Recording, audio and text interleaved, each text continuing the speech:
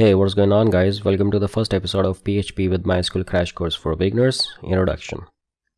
And let me share my screen with you. And before you can move on, you would like to have some prerequisites, say HTML, CSS and JavaScript. We have already created series on all of these three technologies. You can find the link in the description below.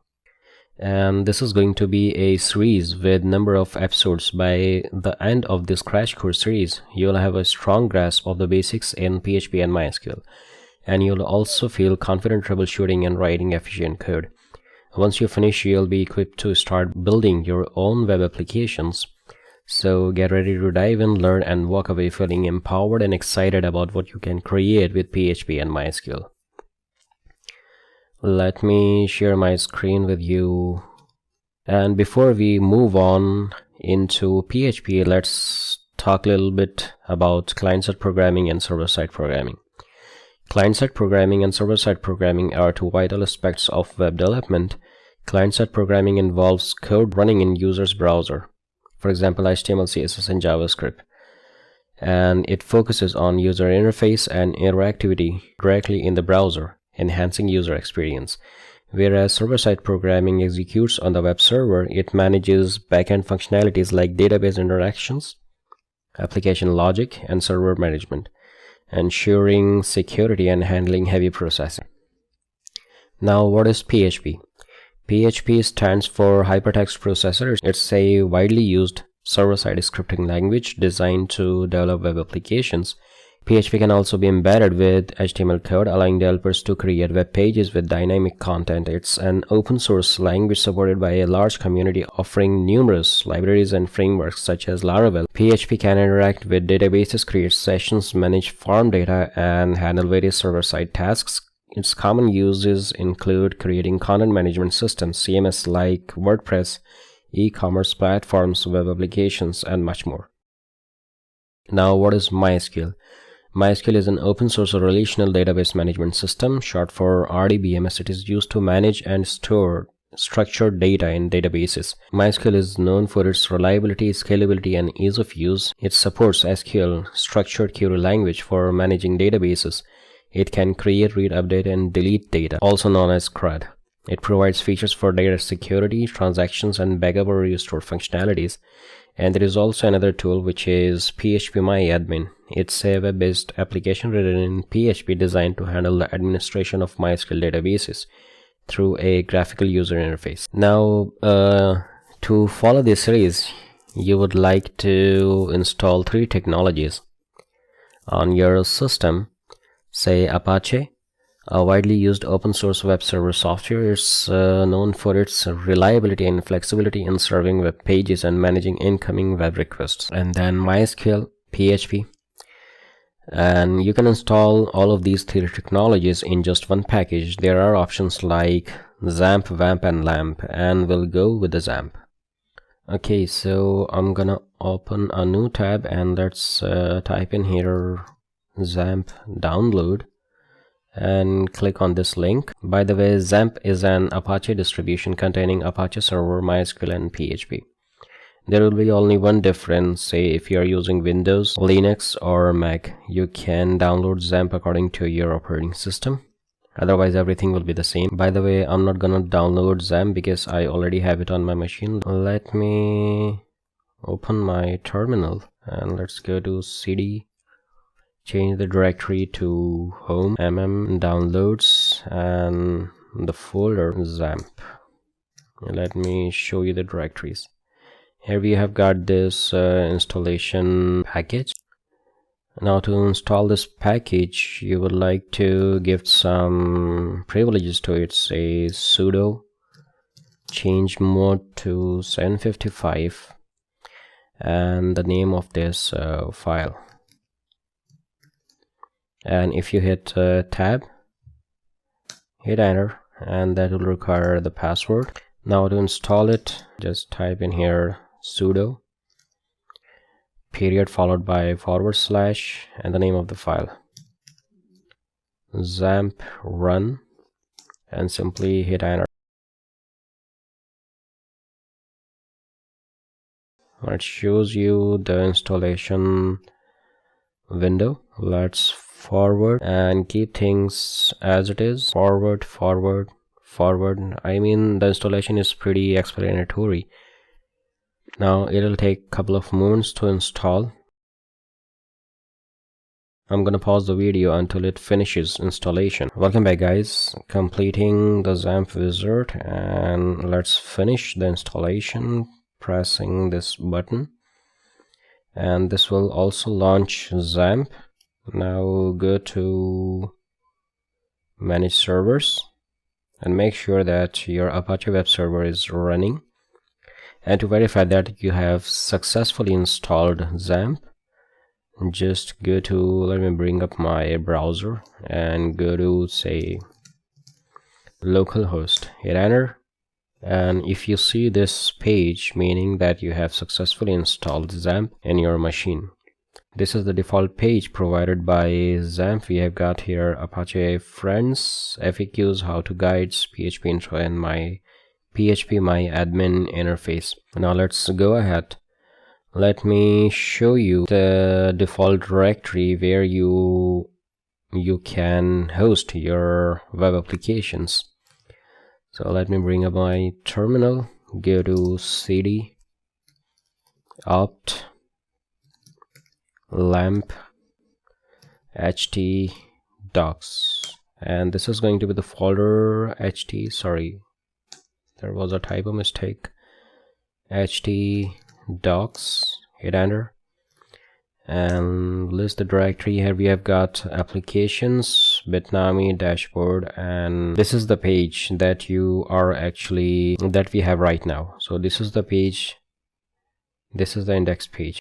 Let me share you the Explorer with you. This is the main directory of LAMP, meaning Linux, Apache, MySQL, and Perl, PHP and Perl.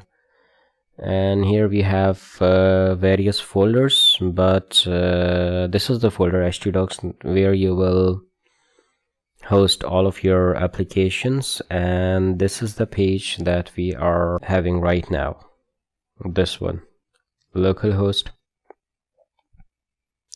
and this is the directory structure of XAMPP htdocs. Now let's get back to terminal, and what I'm gonna do is let's make a directory here with make dir php tutorial,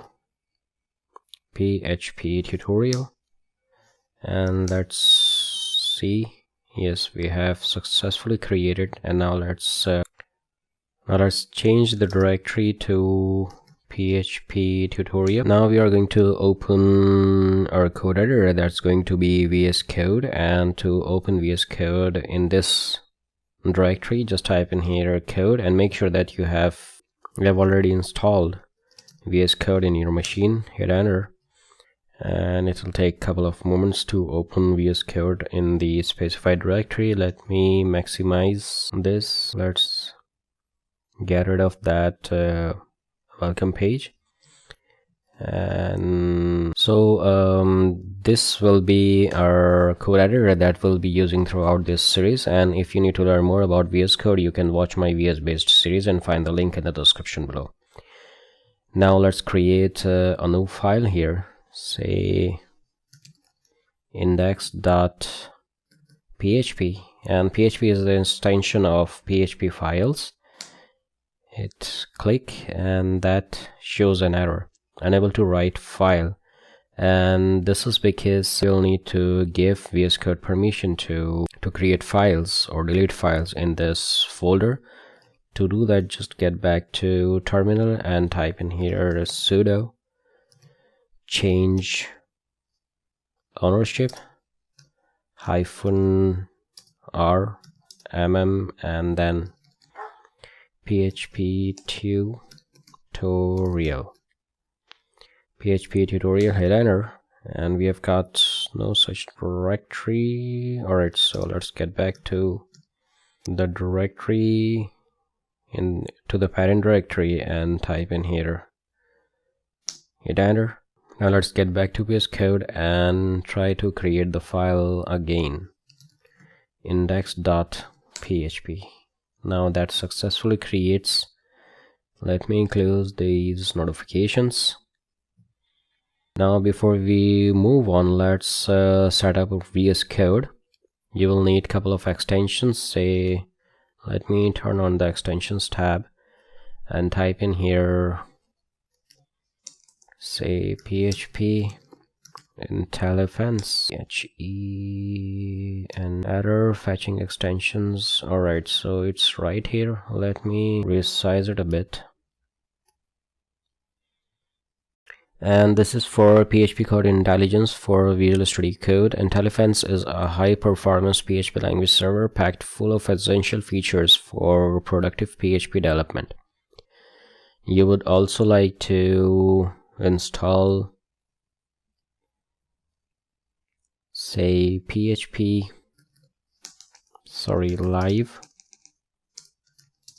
live server. Okay, just to make sure that you don't need to reload your page as you make changes to your source document, you would like to install these two extensions, live server, and the second is PHP server. Or just let me show you.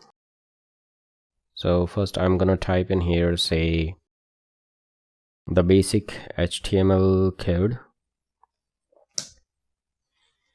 And I'm gonna make here, say, that's going to be PHP. Let's give it a title. By the way, if you need to learn more about HTML, you can watch my HTML based series and find the link in the description below. Let's give it a title, say tutorial. Hit save. Now to open this in your browser, just let's come in here and I'm gonna open a new tab. And let's type in here localhost / and the directory that we have created, PHP tutorial. Hit enter, and that should show us, say, I'm gonna add some heading here, say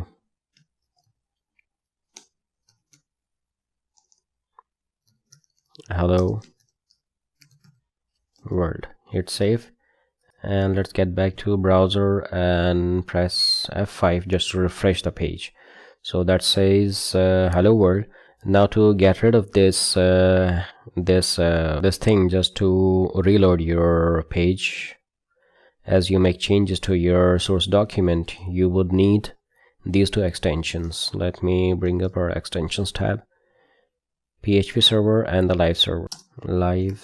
Okay, and make sure that you have installed both of these extensions. And now let's I'm gonna close the extension tab, and after installing the live server, you will have this button, go live. I'm gonna click on this button and it has started the server. Let me close it.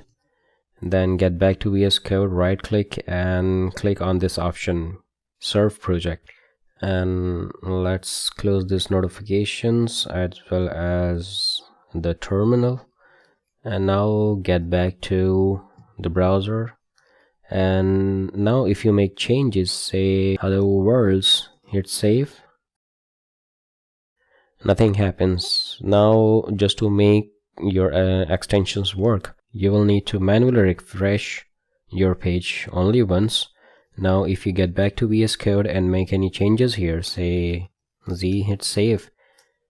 Now if you notice that it automatically reloads the page. Now let me resize the browser as well as our editor. Let's keep both the windows side by side just for better illustration. Alright, now that looks perfect. Or see if I can make some more room here. Alright, so now if I make any changes to, say, SSS, that reloads the page just because of the extensions that you have just installed, the live server as well as PHP server. And let's close these tabs. We don't need these anymore. Alright, so this is your first page of your application. Alright, now let's move on to PHP. Say first of all, let's talk about PHP syntax. The syntax is quite simple. You will need, let me add the syntax, then I'll explain it to you. And then say PHP echo, say / and I'm gonna add in here, say, let's cut that from here and paste that in here, hello world. I'm gonna cut that heading for now. So this is the syntax of PHP. PHP code starts with the left angle $PHP and ends with $, and right angle. And echo is used to display or output content to the web browser, and PHP statement always ends with a semicolon. Now secondly, we're gonna jump into PHP comments. And comments are very helpful to make notes or documentation. Say if I add, this is a single line comment. So the hotkey is Control or Command / and that comments out, or you could simply add here double /. Now if you, sorry, that should be within the PHP context. So I'm gonna add in here the PHP snippet that I have added. Let me show you. Configure user snippets, hit enter, and the PHP JSON, let me zoom it or increase the size. PHP, where is that? Or say I'm gonna open it back again, snippets, say HTML. Alright, so here it is. This is the snippet that I have added. So you don't need to type that whole code. You simply make an abbreviation, say PHP, and that renders this whole line of code for you. So let's cut that and move that code to within the PHP context. And now if let's cut that from here, hit save, and let's resize the editor. And this is not working because we haven't turned the errors on. And to make it work, let me bring up my terminal. And first you would like to say stop your web server, or you could also stop that. Just let's hit this close button, hit yes, and then you will need to open a file here which is PHPINI.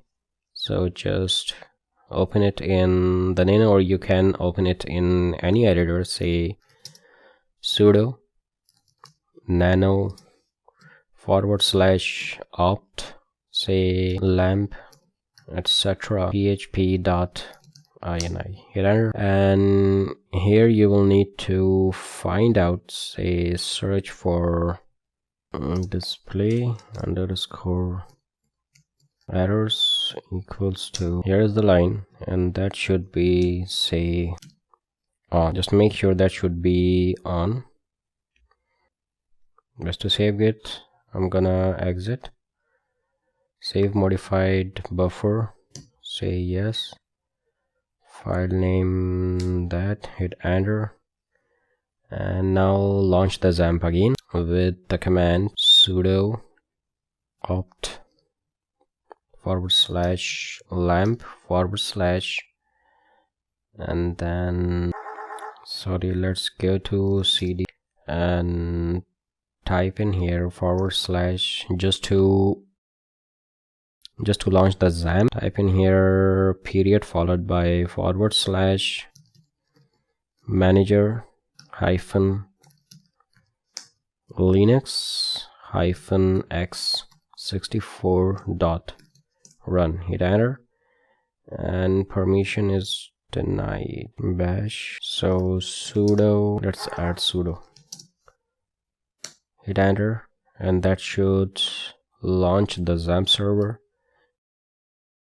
Click on this manage servers tab and make sure that you should start Apache web server. Now let's get back to our browser and hit F5, and now you see the errors. We'll discuss these errors in a little bit in detail. Now let's get back the VS Code. Now after turning errors on, you can see the errors here in the browser in real time. Let me zoom it in a bit. Alright, so let's get back to VS Code, and now if you add // hit save, that gives you single line comment. Now if you wanna make multiple line comments, say I'm gonna add some lorem text, or let's cut that from here and let's go out lorem, say 10, and I'm gonna make number of copies, and there are hotkeys to make a copy. Say shift alt or option up and down arrow to copy the line up or copy the line down. So let's cut that from here and paste that in here.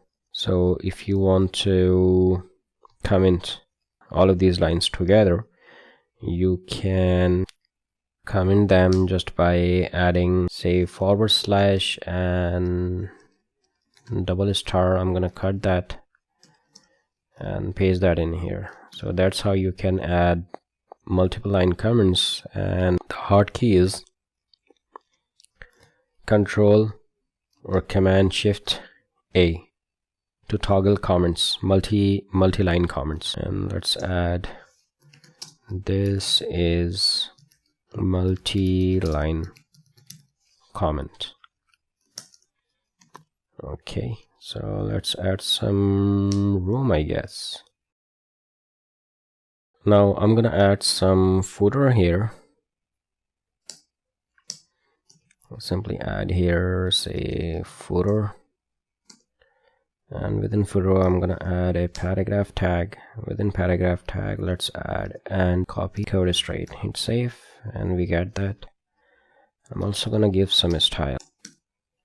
Style, say margin top maybe 20 rem, and also I'm gonna give it a text -align center. Let's save.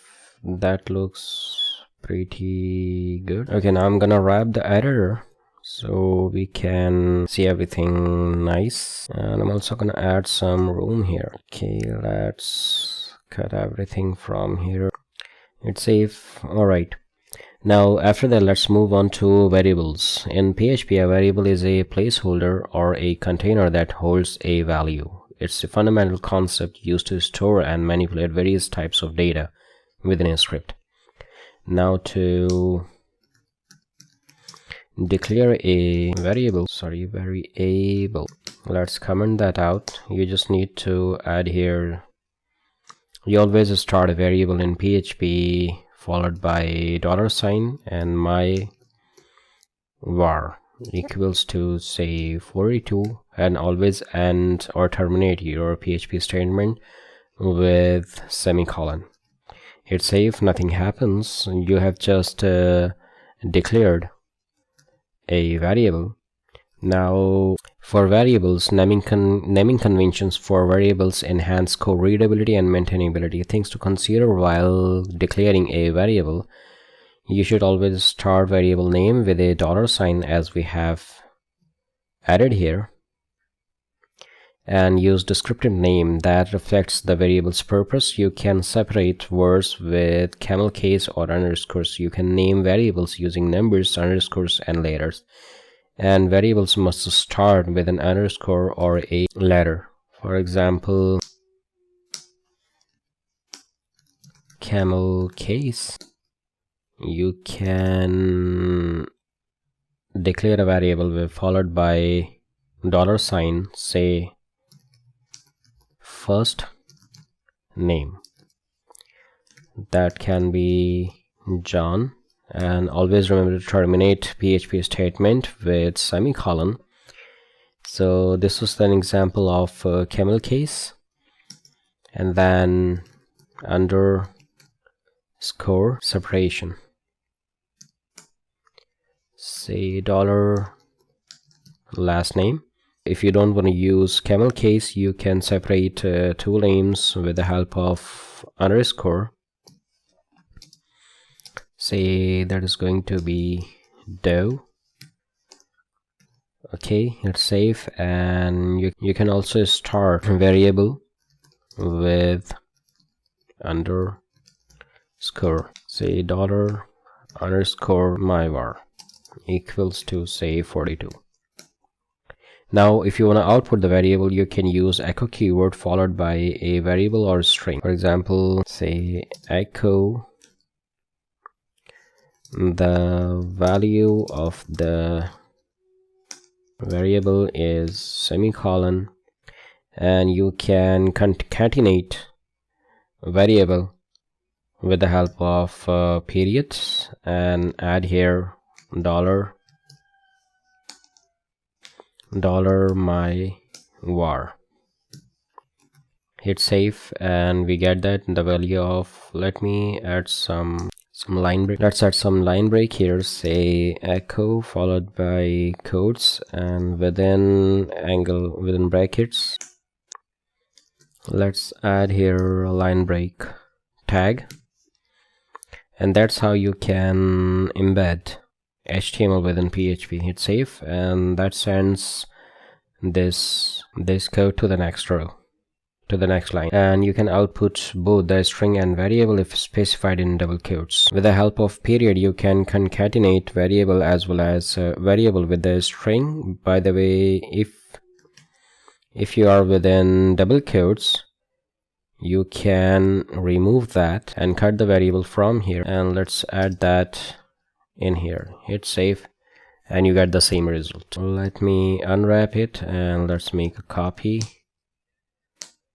and let me show you concatenate variable with the string. Okay, and you can say the value of the variable is, let's type in here the number is colon. Let's cut that from here, and let's add a period and paste that in here.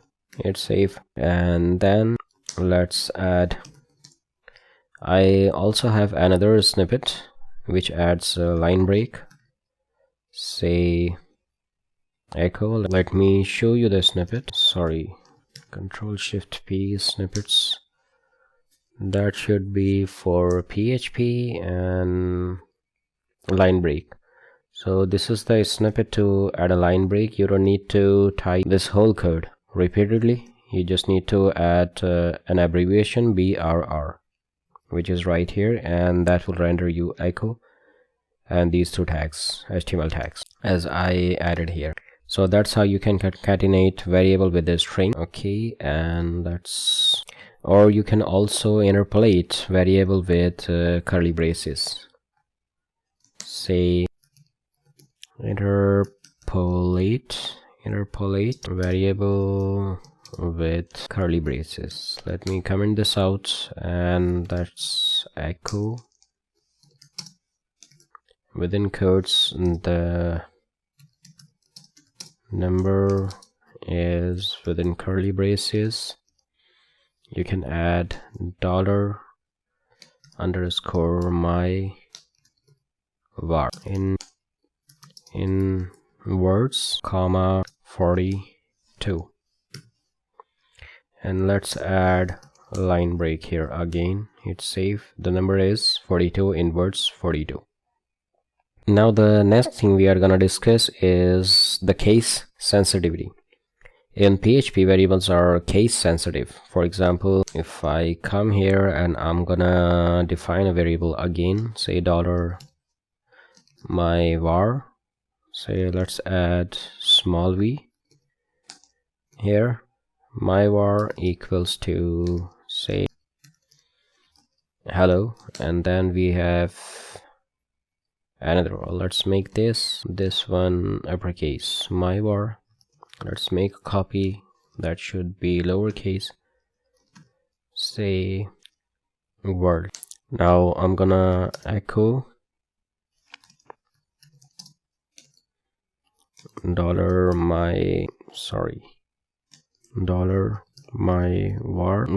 $myvar add a line break there, and let's add echo $my with a lowercase v. Now hit save, and let's add some line break there as well. Okay, so now in this code we have two variables, myvar with capital V or uppercase V, and myvar again but with lowercase v. Even though variable names are similar, PHP treats them as distinct due to the difference in their case. Next we are going to discuss variable scope. In PHP, variable scope refers to where a variable is accessible or visible in your code. There are primarily two types of variable scope, global and local.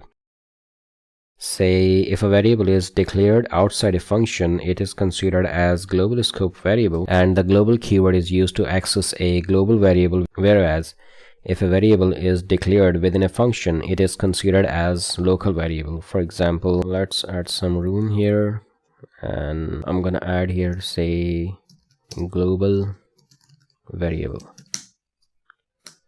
and let's add here $global variable equals to, and I'm gonna add some string here, say I am a global variable. And then we haven't discussed functions yet, but for an idea, let's define a function. You can define a function followed by function keyword, and the name of the function, say test function, followed by parentheses and curly braces, and within these curly braces you can define the function. Say I'm gonna define here another variable which is local bar equals to, say, or let's copy that from here and paste that in here. Let's make this local variable. And now let's echo local variable, and let's add line break, and then I'm also gonna echo here global variable. Now to call that function, that gives you an error because this is not defined. Now to access this variable, first you will need to add here say global keyword. Now you don't see that error anymore. Hit save. Now to run that function or call that function, say test function, where it's not suggesting test function. Let's call that and add a line break. Undefined function, sorry, that's a text function, and that should be a test function. Let's make it, and now that should, let's cut that and test function. Alright, and add a semicolon, hit enter. Let's add a line break there as well. Now this is, I am a local variable and I am a global variable. Now let's try to access the local variable outside the function. Say echo $local variable. Now if I hit enter, that gives you an error. Let's add a line break, hit save, and that should give you an error. Undefined variable, local variable is not defined because we defined it within a function. So that was about global and local variable. Next, you would like to know about a static variable. In PHP, a static variable within a function maintains its value between function calls. Say static variable. And now let's define a function again with increment counter followed by a parenthesis and the curly braces. Let's define a static here, dollar counter, or let's not add this keyword for now. Say dollar counter equals to 0, and then I'm gonna add here dollar counter plus plus. These two plus signs are operators. We'll discuss these in a little bit. And now let's echo, say, counter value counter. Let's also add a line break, and now let's call that function increment counter a couple of times. Now hit save and local variable. Let's add a line break there as well. Now if you notice that throughout these function calls we have the same value of the variable counter. Now if you want to maintain the value of this variable on each call, so you just come in here and add here a keyword which is static. Hit save. Now if you notice that on each call it maintains its value and make an increment to that as well. Now the next type of data container you would like to know is constant. Say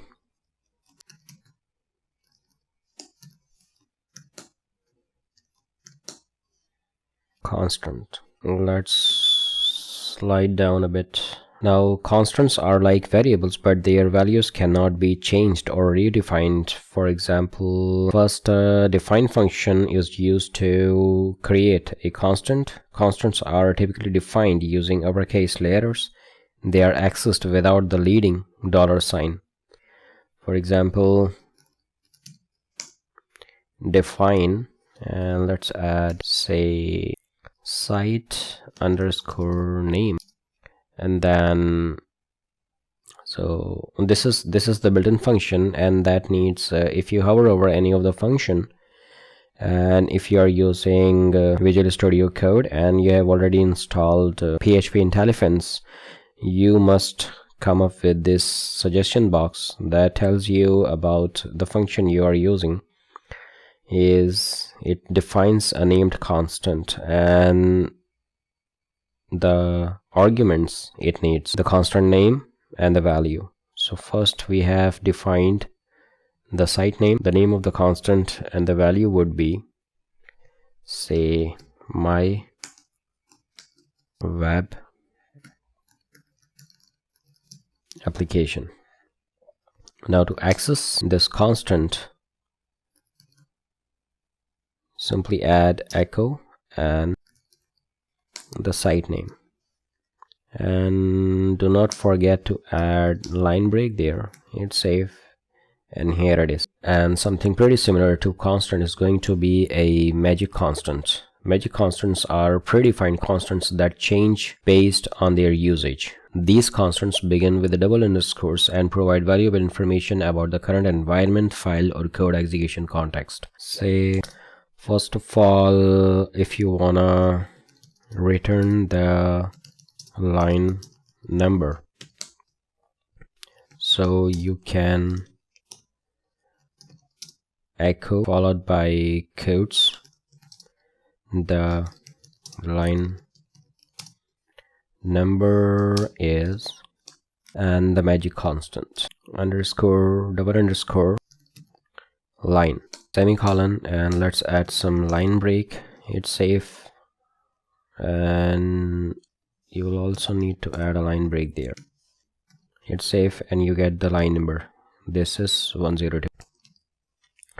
Second, if you wanna return, let me turn off the caps lock.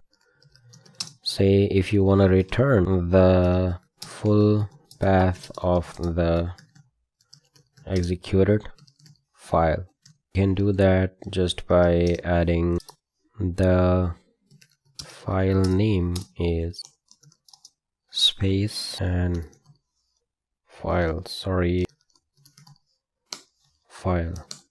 Let's add line break. It's safe. And the file name is index.php with the path right there. And third, if you wanna return the directory of the executed file. Let me comment this out. Echo the directory is dir. It's safe and you get the path of the directory. And the last magic constant is, say, if you want to return the name of the function. So for that, I'm gonna define a function here, followed by the name of the function, say example. Let's make this function, followed by parentheses and the curly braces. And I'm gonna echo here name of the function. It's going to be, say, underscore function. Alright, and upon calling this function you will get the name of the function, say example function. Let's add some line break, hit save, and you get the name of the function is example function. And that was all about introduction of PHP and variables. If you have any question, you just feel free to comment below, and do not forget to like, share and subscribe. Hope you enjoyed the episode. Thanks for watching and see you next time.